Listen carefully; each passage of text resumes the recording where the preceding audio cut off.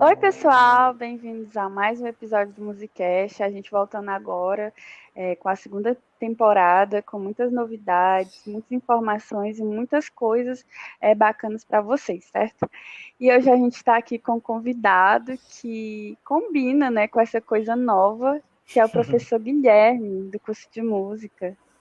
É, eu acredito que muita gente que está entrando agora e que entrou ano passado nunca chegou a ver ele, e hoje a gente vai ter a oportunidade de conhecer um pouco mais sobre o professor Guilherme.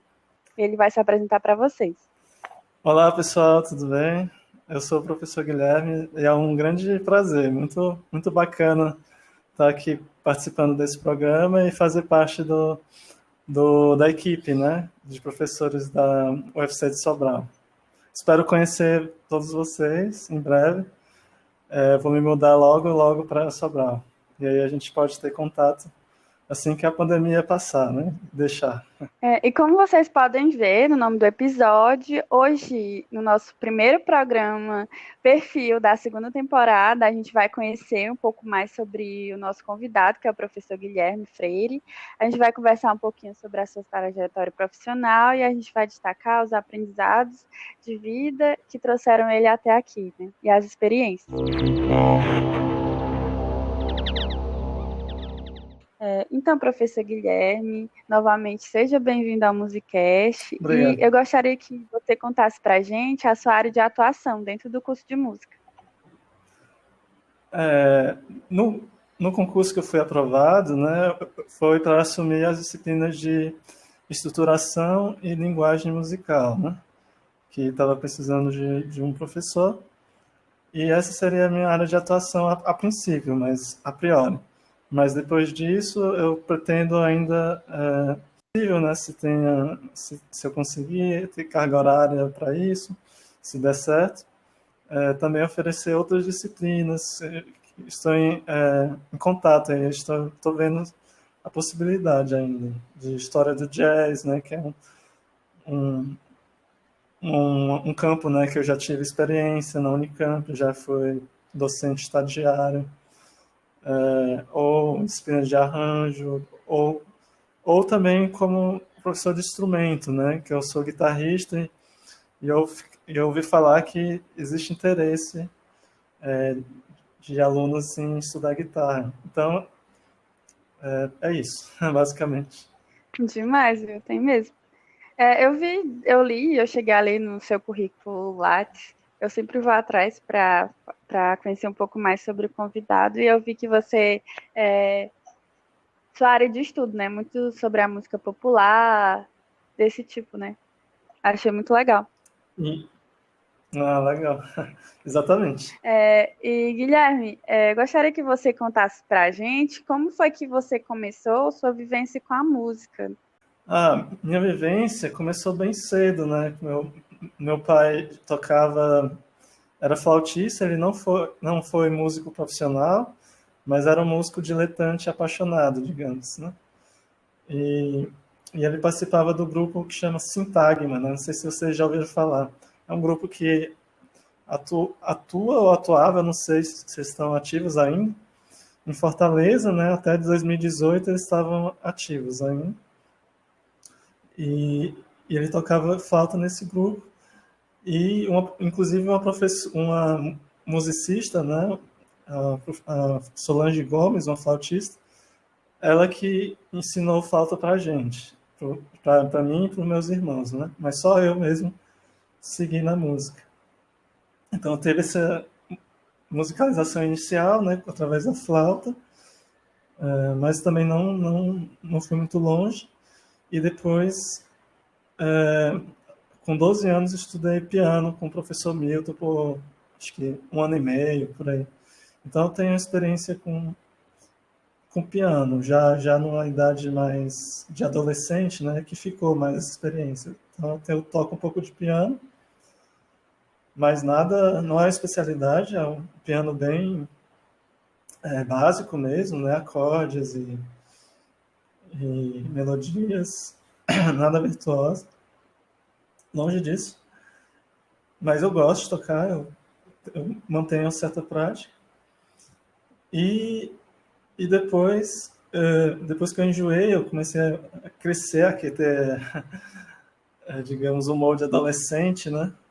Que eu era muito revoltado na época, eu escutava punk rock e ia pro Canto das Tribos, né? Não sei quem é de Fortaleza talvez conheça. E, e aí, por isso eu me aproximei do rock, né? Do metal e estudei muita guitarra elétrica de maneira muito intensa, né? Apaixonada. Escutava muito Angra, né? Essas bandas que faziam sucesso na época. E aí eu estudei guitarra intensamente, né? Mais do que as matérias talvez, né? As matérias da escola. E estudei na escola Guitar Tricks, né? Não sei se tem até hoje, por alguns anos. E depois fiz aulas particulares com alguns professores que atuavam, né? O professor Abraham Carlos, o professor Rodrigo Gondim. E por último, antes de ir para São Paulo, eu estudei com Mimi Rocha, né? Também é um nome conhecido da cena de Fortaleza. Então, basicamente isso. Eu tive contato com piano aos 12 e guitarra a partir dos 15, né? Dos 15, 14, 15 até hoje, né? E dentro desse seu processo, né, de conhecimento da música, você sempre teve na sua cabeça que você queria ser professor, que você queria seguir nessa carreira, né, nessa profissão? Não, não sempre. Na verdade, eu não sabia muito o que eu ia fazer, né?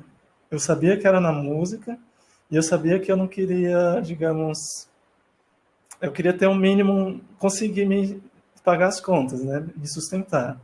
Era só isso, eram as únicas certezas. Como eu ia fazer isso não era muito claro para mim, mas eu sabia que se eu fosse escolher música, né? Que eu tive muito receio no terceiro colegial, né? Terceira série, antes na hora da decisão, né?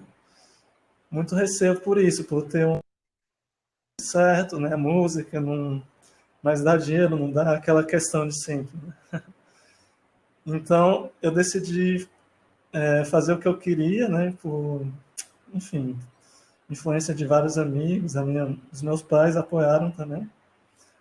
E a partir daí, mas se eu fosse escolher música, teria que ser de uma maneira intensa e para ser um bom profissional. Então, realmente eu decidi me dedicar ao máximo e fazer tudo o que eu podia para ter uma formação de qualidade, né? E aí foi isso. Foi nessa mesma época que eu participei do Festival de Música da Ibiapaba, né? Na época ainda era a segunda e a terceira edição. Eu fiquei assustado depois que eu vi que tem 15ª, né? Eu fiquei feliz também, na verdade, que o festival continua, inclusive com muitos nomes bacanas, né? E continua contribuindo aí com a efervescência. Parabéns aos envolvidos aí do governo do estado, né? O Festival de Música da Ibiapaba foi importante para mim, muito importante, por ter contato não só com os shows, né? Miqueias, né, no baixista, o Heriberto Porto, eu tive contato, o Zé Menezes na guitarra, os shows que eu vi, e também, mas também as oficinas que eu fiz, né, que veio um pessoal de São Paulo, alguns professores, e dentre eles o professor Antônio dos Santos, né, que é um professor de piano e de história do jazz da Unicamp. Então, vendo o workshop que ele deu no Festival de Música da Ibiapaba, ficou muito marcado para mim a competência dele, né? Como ele falava com propriedade, assim, sobre a música, né? Como ele explicava não só questões como notas, né? Estrutura do arranjo, como funciona, quem era o compositor, em que território, em que linha de pensamento ou de tradição se inseria. Né? Tudo isso me encantou, né? Essa abordagem não só de prática, né? Não só a prática que ele dominava perfeitamente. Ele tocava cakewalk, né? Ele tocou cakewalk, explicou sobre isso. Mas também o domínio do aspecto sociológico, né? Sociomusical. De onde por que New Orleans, né, uma região portuária, por que teve essa profusão musical, né? Então, foi uma coisa que me marcou muito, que eu fiquei muito impactado, né? Essa abordagem que eu tive contato do professor. E eu fiquei com a Unicamp na cabeça desde então.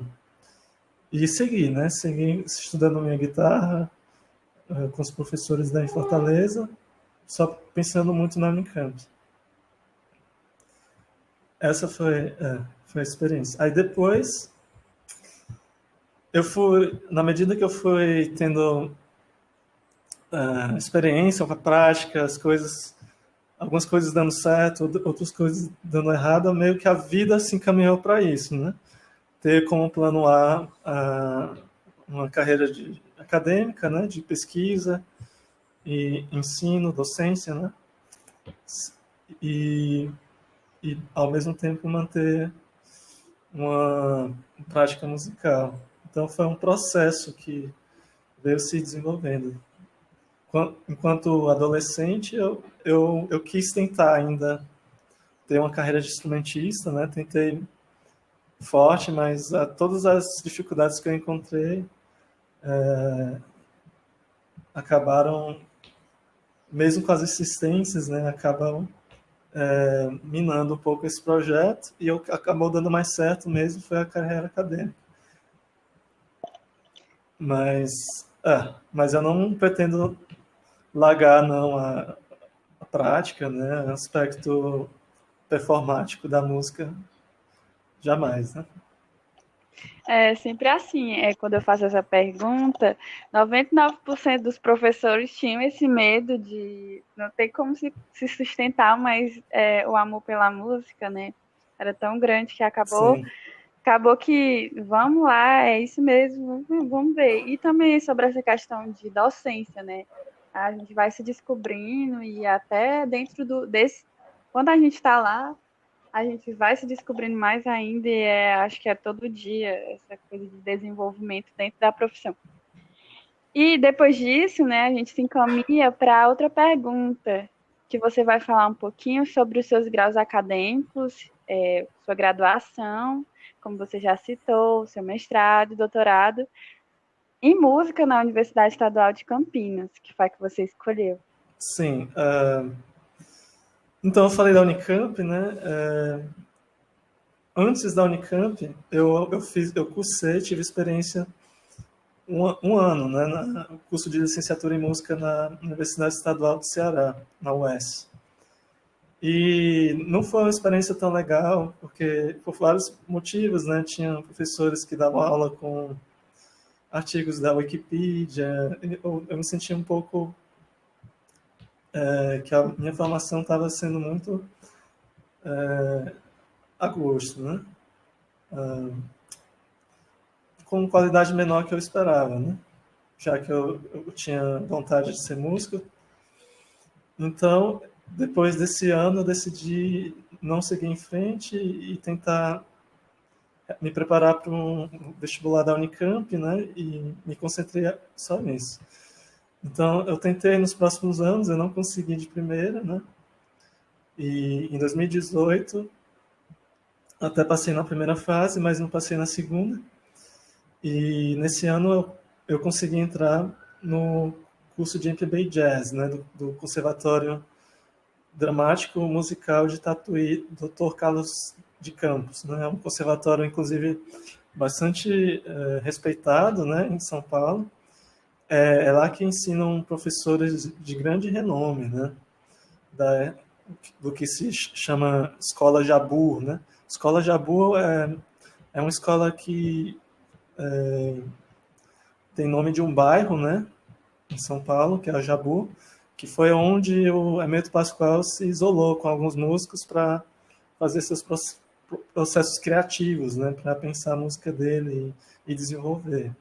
Então, esses professores, eles tiveram essa formação, né, eles tocam, né, até hoje, aí, com o Hermeto Pascoal, que é o André Marques, né, e entre outros professores fizeram participação, já tocaram com ele, que é o Fábio Leal, que foi meu professor de guitarra, e o Fábio Gouveia, né? Então, tive uma formação, aí sim, já começou mais pesada, né? Em termos de música, né? De estruturação e prática de instrumental, né? E a partir dessa formação mais intensa, né? Eu passava o dia todo estudando, tocando guitarra, tentando improvisar, escutando todas as dicas de música e vendo os professores. Inclusive o André Marques ganhou um Grammy, né, latino. Ele toca com os músicos consagrados norte-americanos, né, de renome, né. Inclusive, e essa experiência me possibilitou, né, ingressar. Aí eu consegui depois desse ano na Unicamp, passei na prova de aptidão e aí foi, fiz minha graduação na Unicamp, né? E tive aí mais 4 anos de formação, participando do contexto universitário de Campinas e da Unicamp, que era bastante efervescente também na época. Pois tá, então, durante a graduação, eu estudei guitarra, né, com os professores que existiam, e tive alguma participação em shows das cantoras, né? Lá na Unicamp você tem shows, né, semestrais que as cantoras preparam para trabalhar repertório de determinados períodos, né, da música brasileira. Você tem a época de ouro, né, que é os cantores do rádio, você tem o tropicalismo, né, que é a década de 60, com Caetano, Gilberto Gil, Gal Costa, etc. Vanguarda Paulista, né, e, enfim, você tem diversos grupos temáticos de repertório, e eu participei em 2 shows de tropicalismo e Vanguarda Paulista, né, preparei umas músicas com os meus colegas.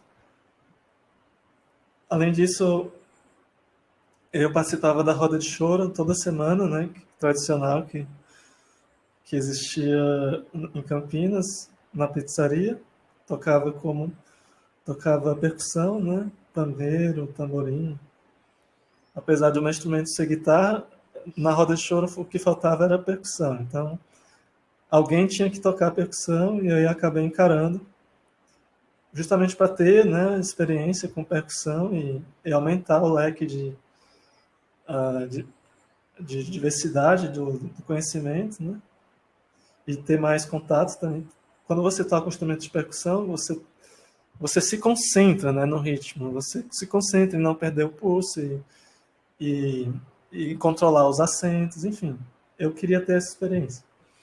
E toquei 6 anos em rodas de choro e em grupos de choro também. Eu atuei realmente, até mesmo profissionalmente, em espetáculos, né? Em circuito cultural universitário, né? Em shows na Unicamp, em eventos de choro e eventos particulares também, casamentos, né? Eu estava ativo. Outra experiência importante para mim foi a minha participação em bateria de escola de samba, né? Que lá na Unicamp você tem um bloco cultural que é muito, muito, muito bacana. Eu tive experiências riquíssimas, né? Na bateria, se chama Bateria Alcalina. Talvez tenha ainda o site aí na internet para quem quiser conferir. Nessa bateria eu tive contato com as linhas, né, e os instrumentos da escola de samba, que eu não tinha nenhuma intimidade, né, e acabei desenvolvendo. Foi uma experiência excelente em termos de aprendizado informal, né? Eu tive tanto aprendizado formal, né, na universidade, mas foi talvez para mim mais importante, inclusive, o aprendizado informal que eu tive na bateria alcalina. Porque na universidade é muito aula, né, aquele modelo de assistir, participar, a participação fica condicionada, né, não é tão intensa, geralmente. Até tinha ensaios, a gente tinha um espaço para ensaios, né? Mas não era tão intenso quanto a bateria alcalina, que tinha 4 horas de ensaio toda semana, então era algo bastante intenso, né? E lá eu aprendi a tocar surdos, né? Surdo de primeira, segunda, terceira, caixa, né? Repinique, tive um pouco de experiência, tamborim eu toquei bastante. E tive contato com como os tipos de arranjo, né, para formação instrumental de bateria de samba. E a alcalina se distingue, né, se destaca justamente por tocar vários ritmos além do samba, né, em formação de escola de samba. Então a gente tocava não só samba, mas também afoxé, né, jexá, tocava rumba cubana, tocava samba reggae, né, da Bahia. Era uma espécie de oficina experimental de um dos músicos de percussão da Unicamp. Então, nesse sentido, era bastante interessante. É muito criativo, aberto, né? Participativo. Então, e eu era uma das pessoas da linha de frente. Depois de alguns anos, eu comecei a cuidar da tesouraria também, enfim, da manutenção dos instrumentos, comprar pele, né? Lixar pele, lixar e pintar instrumento, né? E aí fazer mesmo um carnaval de Campinas. Foi uma experiência riquíssima, né? Em fazer parte de um grupo cultural e fomentar a produção cultural mesmo do bairro universitário lá. Então, inclusive, junto da bateria alcalina, a gente tocava em eventos culturais de impacto local, né? Como Virada Cultural Paulista, a gente ia para São Paulo tocar no Sesc, a gente tocava no Arraial Afro-Julino, de um espaço de resistência lá, o Quilombo, do João Godito Ribeiro, que é outro espaço de resistência de cultura do jongo, né? Jongo é um gênero folclórico, né? Da música brasileira, também muito interessante. Quem quiser conhecer também pode ter um material na internet, João Godito Ribeiro, né? Muito bacana o trabalho de resistência, de combate ao racismo que eles fazem, né?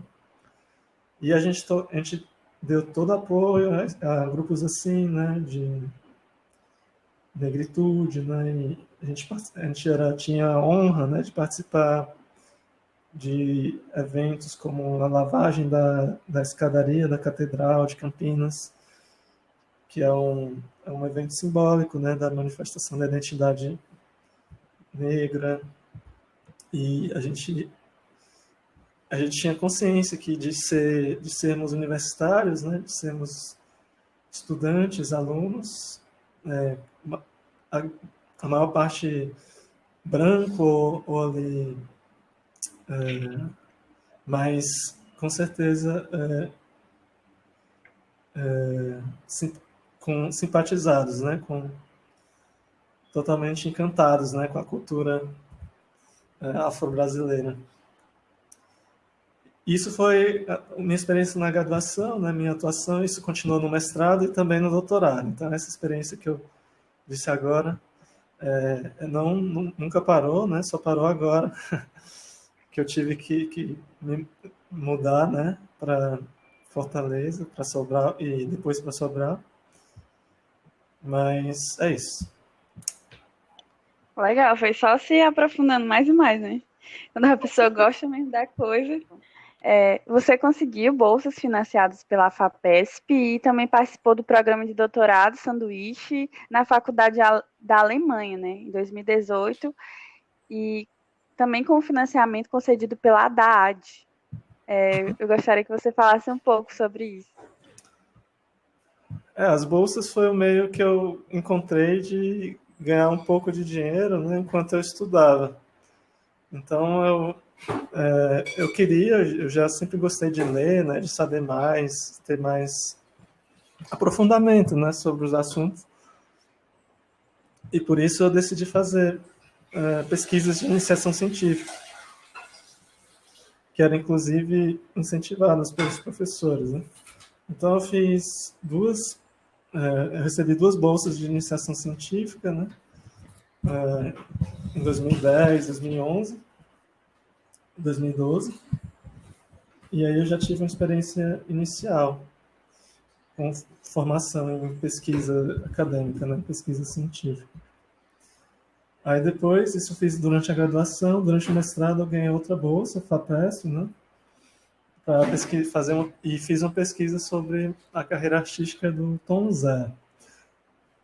Quem não conhece, Tom Zé é um cantor, né, bastante ousado, né, experimental, da música popular brasileira. E eu desenvolvi essa pesquisa de mestrado durante o mestrado e também a iniciação científica. Então, eu tive uma experiência de 3 anos, fiz um trabalho bem apaixonado, né, bem intenso sobre o Tom Zé. Publiquei alguns artigos, consegui, inclusive, e foi um trabalho bacana. Depois disso, eu ganhei outra bolsa ainda de doutorado, em 2016, né? E consegui também com a necessidade, né? De me manter, né? De ganhar o sustento. E já no doutorado eu quis pesquisar alguma coisa, um tema mais amplo, né? E mais ligado à sociologia. Foi uma espécie de desafio que eu lancei para mim mesmo. Isso eu já tinha tentado fazer, né? No mestrado, porque eu tive um orientador muito bom, que ele é referência na área, né? O José Roberto Zan, Z-A-N, né?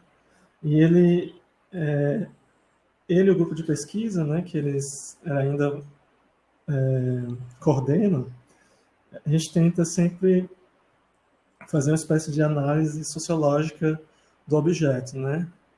Então, por exemplo, para estudar Tom Zé, eu tentei situar o Tom Zé no contexto político, sociopolítico da época, na década de 60, 70, 80, 90, e identifiquei 4 fases na carreira dele. E então eu decidi seguir desenvolvendo, né, essa abordagem com o mesmo orientador, né, com o Zan, também no doutorado, e fazer uma coisa mais ampla, mais analisar mercado, né? Então, enquanto que no mestrado eu trabalhei com 4 discos, né, do Tom Zé, com análise musical, com apreciação do disco, qual é o projeto conceitual do disco, né, qual foi a ideia do Tom Zé que ele explorou tanto nos seus diversos aspectos, né, na capa, na contracapa, nos arranjos das músicas, nas letras, né, existe uma unidade temática ou não, né? Então isso é uma coisa mais centrada, um confrontamento das práticas musicais com o contexto sociopolítico, né, do Brasil e das discussões, dos debates estéticos sobre a canção popular brasileira, né?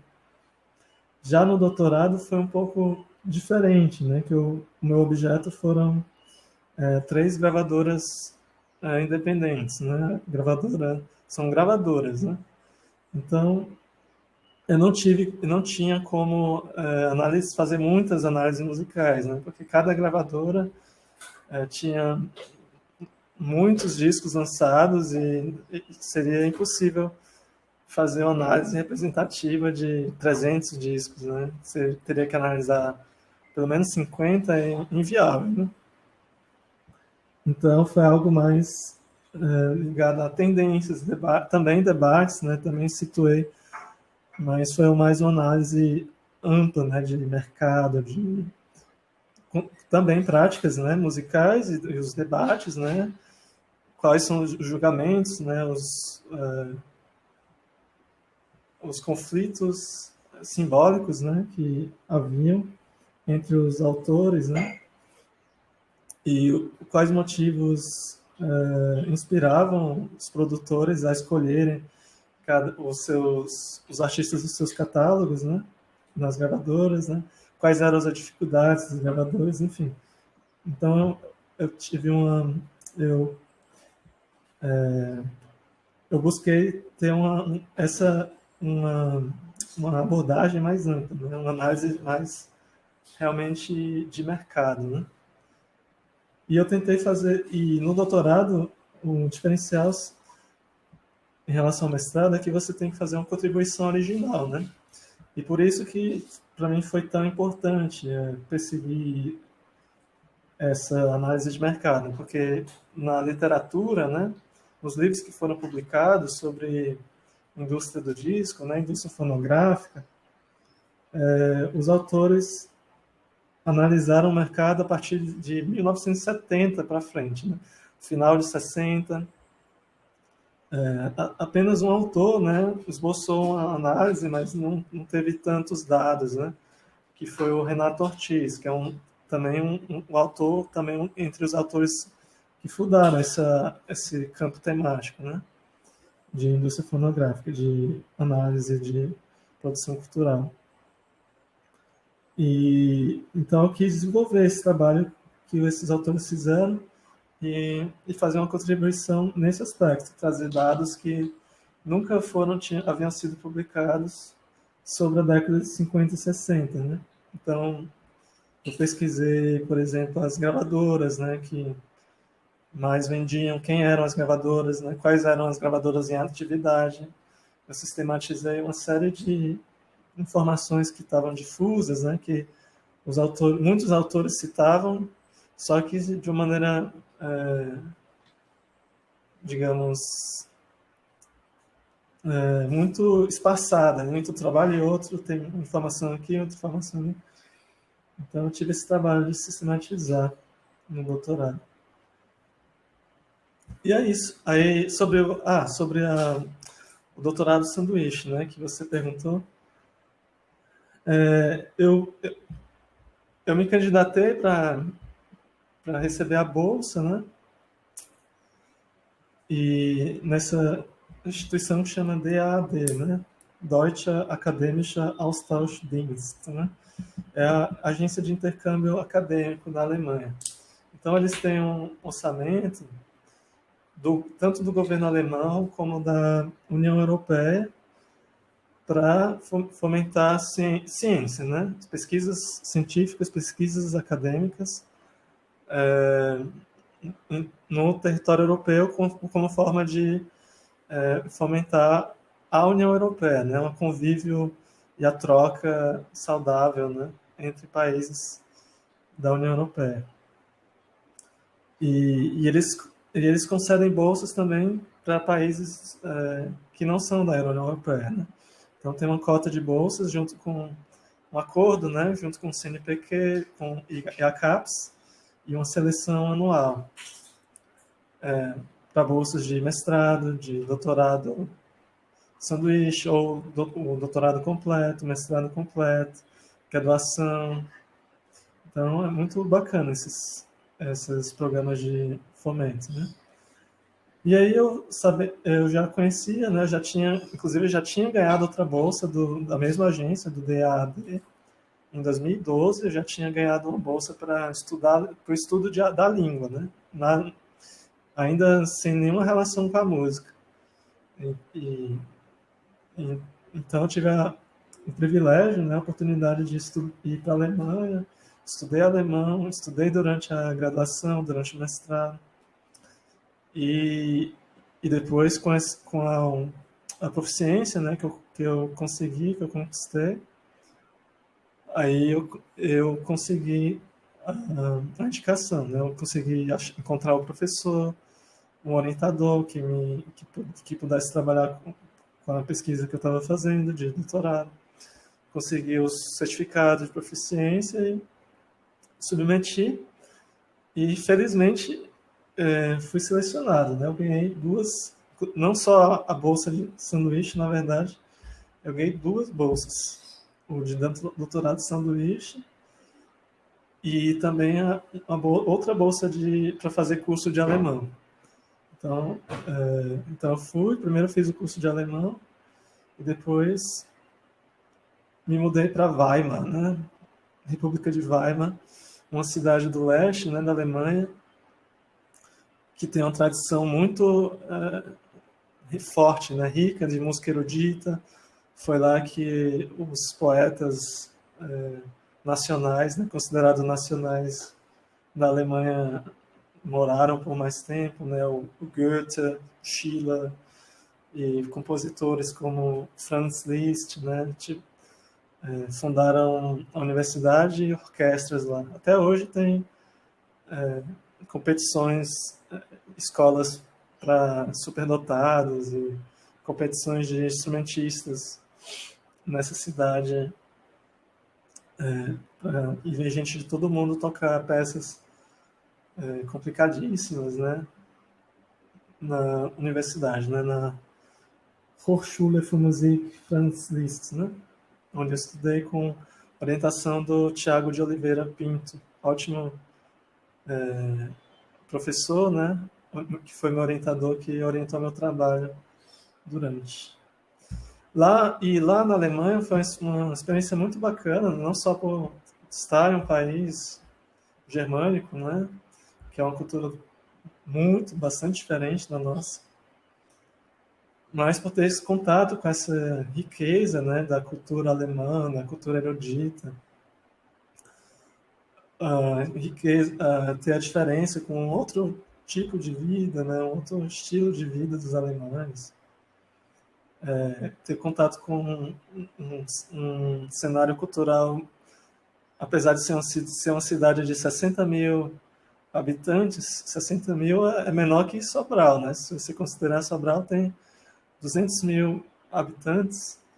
Então, uma cidade tão pequena, ter 3 orquestras é uma coisa realmente considerável, né? E além disso, ter outras universidades, né? Não só essa, né, que eu estudei, mas também tem a Bauhaus, tem outras instituições de renome, né, em arquitetura. Então foi muito enriquecedor essa minha estadia em 2018, né, na Alemanha. Eu também, nesse ano, eu coordenei os ensaios da Escola Popular, né? É um grupo que eles têm que a igreja protestante, né, luterana, eles têm uma iniciativa bastante forte nas cidades, né? E entre eles, essa é uma das vertentes que eles têm na igreja, uma das iniciativas para combater xenofobia, né? Então eles praticam a cultura estrangeira, né? Então, com o intuito de não combater a xenofobia, né? Combater o problema que eles têm com o ideário nazista, né? Que infelizmente ainda tem alguma força lá. E eu coordenei os ensaios justamente para as pessoas, os alemães, né, e os brasileiros que estavam lá. E tive uma experiência também coordenando, né? Batucada, né? Aí, ensino informal. Além das participações em congressos, né? E nas aulas que eu fiz de história da música lá na universidade na Alemanha. Bom, acho que é basicamente isso. Muita coisa, viu? Bastante. E agora eu gostaria de saber, depois de todas essas coisas que você já falou, essas experiências que você teve, como que isso forma o profissional que você é? O profissional que a gente se transforma, se torna, né? Na minha opinião, né, na minha experiência, né, nada mais, nada menos que a soma das bagagens, né, das experiências formativas que você teve na vida. Então, se eu tivesse ficado em Fortaleza, né, pensando, não tivesse acreditado no sonho, né, que foi um sonho para mim, ter uma formação de qualidade, mesmo distante da família, então teria seria uma outra pessoa, né, um outro profissional completamente diferente. Então, realmente, uma lição que eu tive nesse período realmente é acreditar no sonho mesmo, né? Investir, ter a experiência que você quer e realmente correr atrás, né? E se dedicar. E com certeza todas essas experiências que eu falei contribuiu, né? Não posso dizer nem qualidade, né? Para a forma como eu trabalho, né? Para a minha compreensão que eu tenho do aspecto da pedagogia, né? Da didática, minha orientação política, tudo isso converge, né, para o profissional que eu sou, né? Porque eu acredito que é importante para o repertório que eu vou trabalhar, né? Que eu vou abordar em sala de aula, né? Ou nas pesquisas, né? Que eu vou desenvolver ainda. Eu acho que é mais ou menos por aí. Sim, com certeza. Estou ansiosa para ter aula com você. Bacana. Também estou ansioso. E você já trabalhou, como você disse, já participou de grupos, né? De grupos de roda de choro, da escola de samba. E gostaria de saber em quais outros locais você trabalhou como músico e como professor de música. Pois é, eu já falei, eu tive experiência com os grupos de choro, né? Eu participei também de um espetáculo teatral, eu tocava a trilha musical também, que é bastante interessante, é uma outra área da música, né? A atuação em música tem vários nichos, né, que você pode ter. Não é só tocar em barzinho e dar aula, né? Você tem uma série de outras áreas que, tem demanda no mercado. Muitas vezes as pessoas não, não se dão conta, né? Ou falta informação mesmo. Por exemplo, que a área de teatro, né, de trilhas, onde é que tem trilha? Tem trilha sonora em peças teatrais, tem trilha sonora em filmes, né? Tenho amigos, ex-colegas da Unicamp que fundaram empresas de composição de trilhas para filmes, para softwares, né? Para jogos de videogame. Então tem uma série, tem áreas que você nem imagina que é possível, né? Se atuar, né? Composição de jingles, né? Existem jingles que têm uma demanda para políticos, para propaganda, né? Enfim, uma série de possibilidades que pode ser explorado. Arranjos, né? Para grupos, tem grupos que precisam de arranjos, né? Precisa de alguém que escreva. E eu atuei aqui nesse aspecto no espetáculo, na circulação, né? Esse espetáculo ele teve antes um edital de circulação da PROAC e eu fui rodando, né, junto com o pessoal da companhia de teatro, tocando no interior de São Paulo. Conheci algumas cidades nessa época. E toquei como um percussionista, né, pandeiro principalmente, choro, né, que tive uma formação bem consistente, inclusive do repertório, né, conheço bastante. Inclusive tenho conhecimento, né, dos projetos, eu li sobre, né, na verdade, os projetos de extensão e estava, assim, assim que a pandemia passar, espero contribuir aí umas batucadas, né, que eu sei que tem em Sobral, e os grupos de choro, né, roda de choro que se tiver em Sobral também eu vou topar participar. Outra formação foi a participação no grupo de pesquisa, né?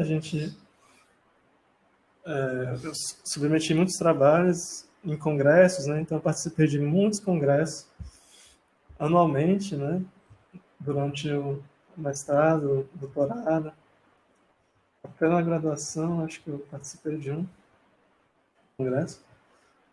E e nos congressos eu também tive apresentação de trabalho, né? Não é necessariamente atividade docência, né? Mas faz parte também da academia. E é isso. Além disso, eu dei aula particular no instrumento e principalmente um ensino informal, né?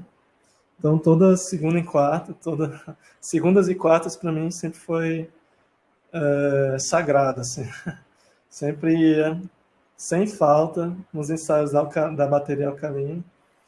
E lá eu sempre ensinava o pessoal, né? Como é que toca o instrumento, né? Postura. Então eu tive essa experiência constante de ensino, né? Foi principalmente informal, né? E agora é um grande aprendizado para mim agora, que é o primeiro emprego para mim, né? Quanto professor universitário, estou aprendendo muito. O que leva a gente para a próxima pergunta, né?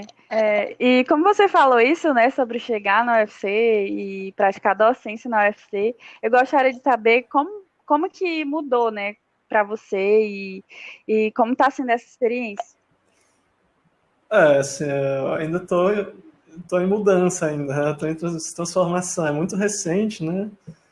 Como eu fui contratado no final de novembro e o professor Rian ainda estava em atividade, né, em dezembro, eu não dei muitas aulas ainda, eu dei 2 semanas de aula, então para mim é um grande desafio, né, uma grande missão para mim atuar como como docente na UFC, e ainda mais começar em um período de pandemia, né, com atividades remotas. Então, para mim, realmente é um grande desafio lidar com toda a problemática que isso gera, né? De não ter resposta, feedback imediato, né? Ter sempre um delay, né? Um, uma, uma demora, eu não posso tocar com o aluno, né? Então, tudo isso gera uma demanda extra, né? Como adaptar a sua didática, seu modo de trabalhar, né? O modo de dar aulas para o aspecto remoto. Então, é isso, tem que manter, se dedicar, né? Com muita dedicação e buscar as soluções, as melhores soluções. E sou muito grato por ter apoio dos colegas, sempre solícitos, né? Sempre oferecendo ajuda. O professor Rian também me deu toda a orientação, como usar o Google Suite, né? O Google Sala de Aula, como usar outros alunos, amigos me indicaram, compra um microfone e tal. Então, tô me transformando, mas não só sozinho, né? Com muita ajuda das pessoas, sou muito grato, né? Por ter ajuda. E, e é isso, eu espero poder atuar de maneira bem, né? Contribuir da melhor maneira possível nas disciplinas, né? E para o cenário cultural Sobrar. É isso aí. E a gente já vai se caminhando para o final da nossa entrevista, do nosso diálogo. E eu sempre faço essa pergunta para os convidados, E eu deixo eles à vontade para falar algo e deixar alguma dica para os nossos ouvintes, algum comentário que você queira deixar. Uhum. A mensagem que eu queria deixar, primeiro para os ouvintes que estudam música, né, que acredite assim na carreira, né, acredite nos sonhos, né, no que você gosta de fazer, que aquilo que a gente faz com prazer, né, com paixão, é o que tende a dar certo, né? E, e pode crer que independente do caminho, né, que o caminho que vai valer a pena ser trilhado, né? Então, o que isso significa, né? Você aproveitar todas as oportunidades que existem, não só na UFC, né, na universidade, mas também os grupos culturais que existem, os grupos de prática, né, os projetos de extensão que os professores oferecem, prática de batucada, prática de choro, os espaços de formação informais são essenciais, né, para colocar em prática a teoria, né, que a gente aprende nas aulas. É isso, sempre se manter sedento por conhecimento, né, sempre buscar. Tem tanto recurso, né, na internet. Com o celular você pode ter acesso a tanta informação, né? Então é isso, né? Hoje em dia não é falta de informação o problema, mas o filtro, né? Qual informação, mas também quão significativa a experiência, né? Então, se tem tanto material, é muito mais fácil você ter uma experiência passageira e que não tenha assim, significado nenhum para você. Então, se você ter uma experiência, você procurar um nicho que consiga ter um conhecimento aprofundado, uma experiência marcante, isso é que vai fazer diferença na sua carreira, né? Vamos aproveitar aí as oportunidades, né, que existem no nosso que existe que o nosso governo oferece, né, que o ensino público gratuito permite, né? Vamos apoiar o ensino público gratuito, vamos manter, né? Vamos contribuir e atuar como cidadãos conscientes, né? Basicamente isso. E você, ouvinte, pode entrar em contato com a gente, mandando dúvidas, sugestões e comentários para os nossos canais de comunicação. O Instagram é @musicastufc e o e-mail é podcastmusica@sobral.ufc.br, que vão estar na descrição desse episódio. Agradecemos à Coordenadoria de Assuntos Estudantis de Sobral pelo apoio com a Bolsa para o projeto. Esse podcast é a realização do curso de música da Universidade Federal do Ceará, campus de Sobral. Participaram e contribuíram com este episódio como convidado Guilherme Freire, roteiro e apresentação Carla Viana, edição Matheus Elildo, trilha sonora Caio Viana e Rodrigo Gadelha, social media Fran Nascimento, coordenação geral Marcelo Matheus.